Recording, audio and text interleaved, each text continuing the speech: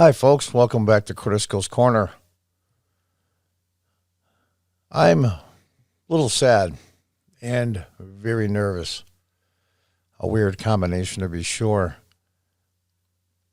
I'm be 64 years old in a couple of weeks. I was born November 16th in 1956.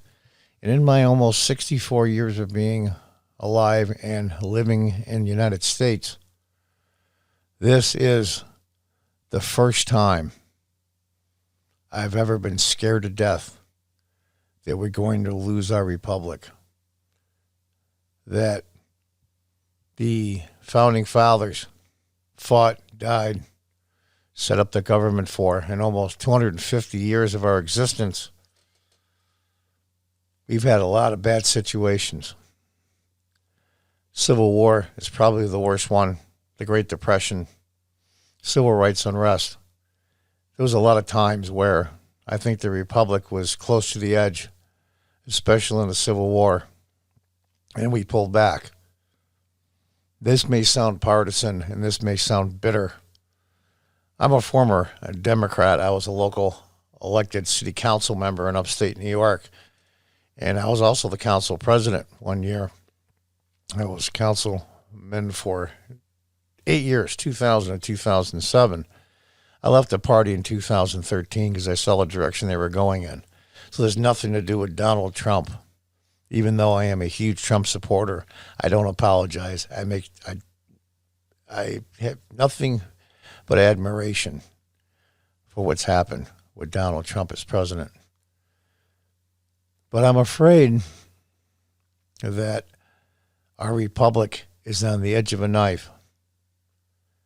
And I think it's time to be worried. Donald Trump, granted, has large character flaws. There's no question.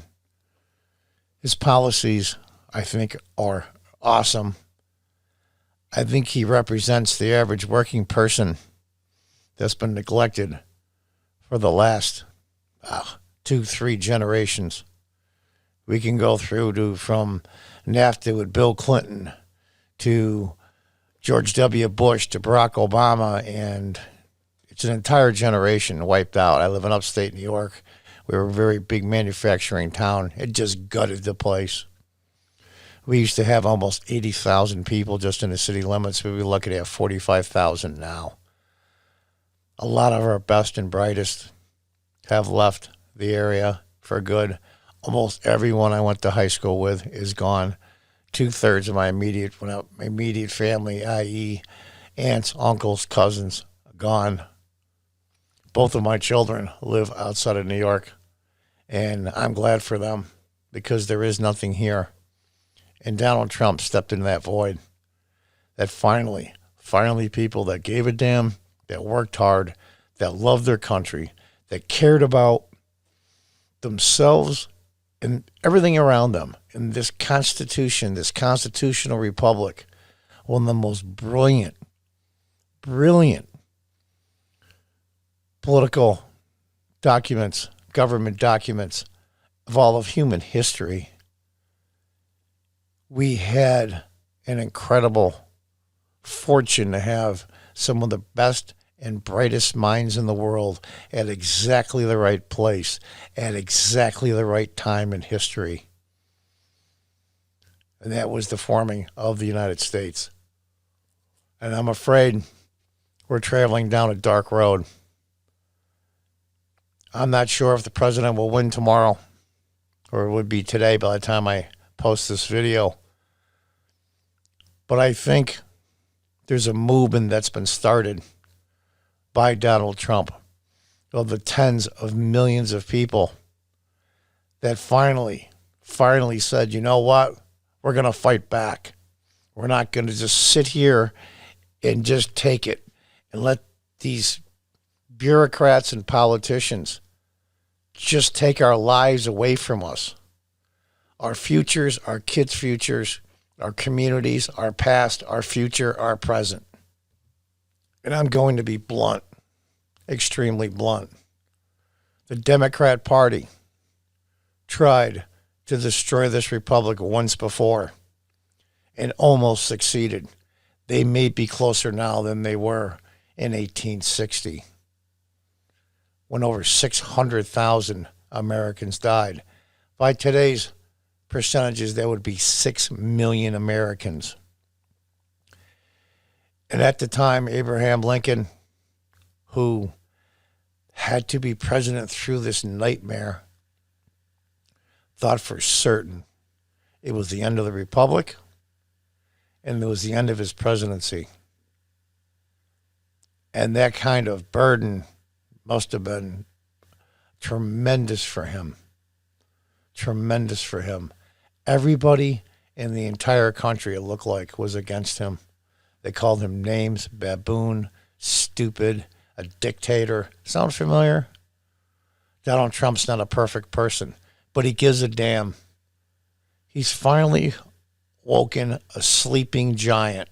And that sleeping giant is the decent, hardworking people in this country.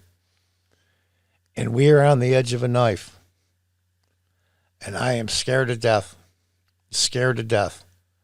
that once we go down the path of this republic disintegrating, there's no going back.